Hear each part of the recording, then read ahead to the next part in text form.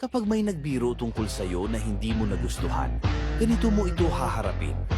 Una, magpanggap ka na parang hindi mo narinig at sabihin, "Ha? Ano yon? Pakiulit nga."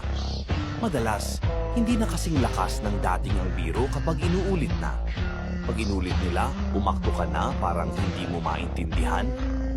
Doon na magiging awkward ang sitwasyon at mawawala ang bisa ng biro.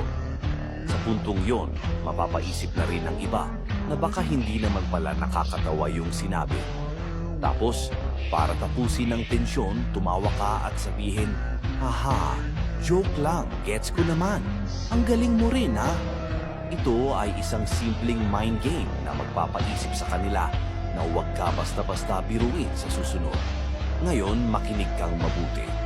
Kung gusto mong maintindihan ang laro ng isip at emosyon, basahin mo ang 48 Laws of Power. Kahit si Tony Gonzaga sinasabing delikado ang libro na ito.